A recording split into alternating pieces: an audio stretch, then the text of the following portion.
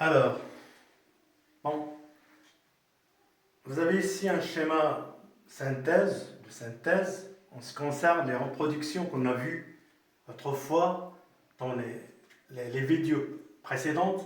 On a vu la reproduction sexuée et la reproduction asexuée. Donc, on va faire quand même une différence entre ces deux reproductions. En ce qui concerne la reproduction sexuée, elle se fait grâce à la production des gamètes. Voilà, il faut qu'il y ait un gamète mâle qui est généralement un spermatozoïde, comme ça, la flagelle, il y a le croissant de la tête, et puis il y a un ovule. Un ovule, ce sont deux gamètes, mâles et femelles, qui après, ils vont se rencontrer, les deux, comme ça, après avoir fécondé. Donc, il y aura ici une fécondation des deux gamètes pour donner ce qu'on appelle une cellule œuf. Voilà la cellule. Après avoir fécondé par les deux gamètes mâles et femelles, elles vont donner ce qu'on appelle une cellule œuf. Voilà. Et cette cellule œuf va subir ce qu'on appelle une division cellulaire ou bien la mitose.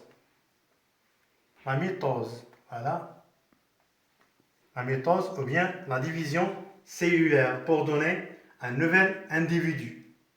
Vous voyez comment elle est représentée la reproduction sexuée. On a vu que rien qu'avec la production des deux gamètes mâles et femelles, et après avoir fécondé, après avoir subi la fécondation, on aura une cellule œuf qui va subir elle aussi une mitose pour donner un nouvel individu.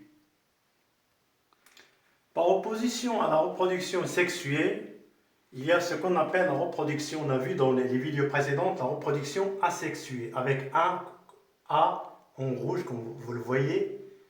Vous le voyez, c'est un A privatif. Qu'est-ce que ça veut dire privatif?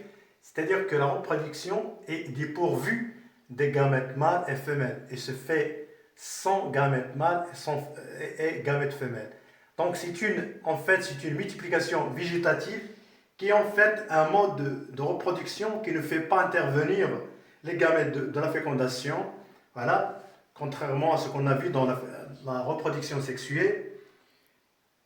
Bon, rien qu'avec les éléments asexués, et les organes en question sont la tige, les tiges, les feuilles, les bulbes.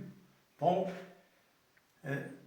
leur croissance, c'est-à-dire la croissance des tiges et des feuilles, c'est-à-dire leur croissance, se fait à travers des individus cellulaires qui sont dérivés de ces tiges et feuilles pour donner naissance à ce qu'on appelle un nouvel individu, comme vous voyez dans l'image.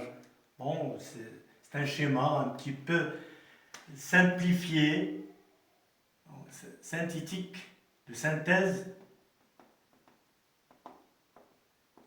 Un schéma de synthèse en ce qui concerne la reproduction sexuée et la reproduction asexuée. Quand même, c'est un schéma simplifié pour les deux reproductions, comme vous voyez dans le schéma, c'est-à-dire l'image